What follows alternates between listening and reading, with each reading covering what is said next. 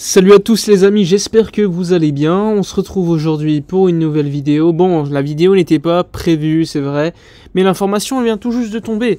L'information, elle est signée Fabrizio Romano, qui a donc eu la chance de pouvoir discuter directement avec le joueur concerné. Il s'agit de Joao Félix, le joueur de l'Atlético de Madrid, qui a donc donné une petite interview, quelques paroles, un petit communiqué, évidemment, à Fabrizio Romano pour qu'il communique également publiquement concernant cette affaire.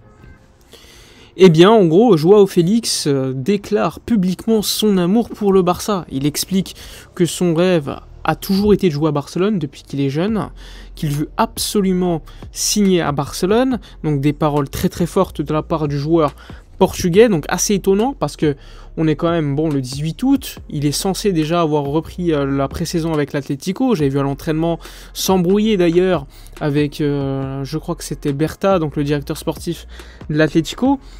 Donc c'est assez étonnant, leurs relations ne sont pas au beau fixe. Les supporters de l'Atlético en ont vraiment marre, je le vois en Espagne, ils en ont marre de Joao Félix, ils le considèrent comme un enfant gâté, qui n'a jamais montré le quart même de ce qu'il a coûté au club. Griezmann est revenu, il a même repris le numéro 7, c'est pour vous dire, il a été prêté à Chelsea, on va dire que la demi-saison elle a coûté beaucoup d'argent à Chelsea, mais il n'a pas apporté beaucoup de choses, le contexte était là-bas très compliqué aussi. Donc, des déclarations assez étonnantes de la part de Joao Félix qui clame son amour pour Barcelone. Mais il faut revenir en arrière pour comprendre un peu plus l'histoire. Rappelez-vous les déclarations de Laporta il y a quelques mois, même quelques années, où il expliquait que son joueur préféré c'était Joao Félix. Son agent évidemment est Jorge Mendes, donc pas beaucoup de surprises. Et surtout, lors du mois de janvier 2022, quelques jours plutôt, avant de signer Ferran Torres en provenance de Manchester City, le Barça était en discussion directe avec l'Atlético de Madrid pour faire un échange entre Griezmann et Joao Félix à l'époque, puisqu'on l'avait prêté Griezmann, mais pour lever l'option d'achat définitivement était entré dans la balance le nom de Joao Félix. Il y avait même Morata à un moment donné, pour vous dire. Mais bon, finalement, ça ne s'était pas fait au tout dernier moment, puisque Gilmarín, qui est l'un des deux présidents qui dirige l'Atlético, rappelez-vous, l'Atlético est dirigé par Cerezo et Gilmarín prend un peu plus des décisions, on va dire, sportives, importantes au niveau du club. Cerezo est vraiment là un petit peu pour faire beau et pas beaucoup de décisions qu'il prend. Donc Gilmarín, c'est lui qui a refusé catégoriquement à ce que le joueur, parce qu'il considère qu'il a beaucoup de talent, aille dans un autre club espagnol. Et ça, pour moi, c'est totalement légitime de la part du président de l'Atlético. Mais bon, quand même, là, tu te dis, le fait qu'il l'annonce comme ça, publiquement, c'est quand même plutôt étonnant.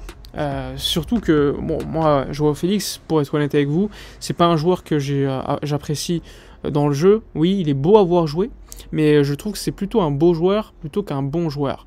Et pour moi, ça c'est important. Il sort d'années compliquées, que ce soit à l'Atlético où il n'a jamais été régulier, que ce soit à Chelsea où on va dire que sa demi-saison a été un flop assez retentissant, mais bon, il n'a pas été aidé non plus par le contexte, je vous le disais. C'est pas un joueur qui a choisi le meilleur club pour lui, l'Atlético. On sait que c'est un club où il faut défendre, etc. Par moment, contre le Barça même, il a été très bon, ça c'est factuel, on ne peut pas dire le contraire, mais niveau régularité, c'est pas ça. Le Barça aujourd'hui a besoin de joueurs, à mon avis, qui sont confirmés. Ok, je pense que Joao Félix est meilleur que quasiment tous les attaquants qu'on a aujourd'hui, à part, oui, Lewandowski, mais c'est pas le même profil. Il est meilleur que Ferran.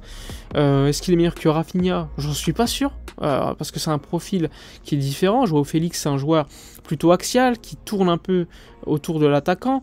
Rafinha, c'est un ailier, on a besoin d'ailier, on n'en a pas beaucoup. Donc si tu fais venir Joao Félix, si c'est possible, évidemment, tu le fais jouer quel poste? Tu es obligé de tout changer. Donc là aussi, je me pose des questions. Il faut savoir que s'il sort ses paroles de manière publique, c'est pas un hasard.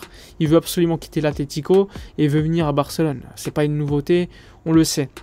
Et il sait que Gilmarín est typiquement le genre de personne qui peut bloquer son départ. Mais l'Atlético, dans une situation où payer le salaire d'un joueur qu'ils ne veulent pas, aussi élevé en plus, c'est compliqué.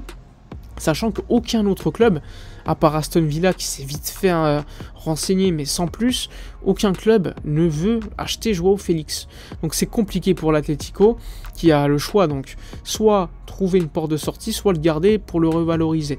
Donc on verra ce que va faire, ce que va prendre comme décision l'Atlético de Madrid, mais ils sont quand même dans une situation plutôt compliquée. Nous, en vrai, on est juste en observation et voir un petit peu ce qui va se dérouler lors des prochains jours le concernant. Sinon, au niveau économique, comme vous le savez, on a annoncé déjà un départ en prêt de Pablo Torre vers Girona. Oriol Romeu va arriver. Et on a besoin, encore une fois, d'un joueur supplémentaire en attaque. Le Xavi veut plutôt un milieu de terrain créateur et numéro 8 et un latéral droit. Donc là, ça rentre pas du tout dans les attentes du coach. Donc à voir si une vente, on va dire, inattendue est prévue. Est-ce que l'Atlético de Madrid serait prêt à accepter un joueur en échange? Et là, je pense à un joueur comme Ferran Torres. Je sais pas. Il faut voir donc si des négociations sont possible entre les deux clubs. Moi, ça me paraît très compliqué. Aujourd'hui, je pense que c'est plus une parole afin de montrer sa volonté de manière publique et essayer de mettre une petite pression à l'Atlético de Madrid qu'autre chose. Je vois pas comment le Barça pourrait bouger dessus et surtout investir de l'argent, je n'y crois pas du tout. Donc ce serait plutôt un prêt si c'est possible. Et encore, je vois pas comment l'Atlético pourrait accepter de prêter leur joyau, entre guillemets, à acheter 127 millions d'euros pour un club concurrent. Bon, nous, on a fait un petit peu la même chose à l'inverse avec Griezmann, mais c'est pas surtout... c'est pas quelque chose qui est dans la mentalité de l'Atlético de Madrid de manière habituelle, donc je serais très surpris qu'il le fasse.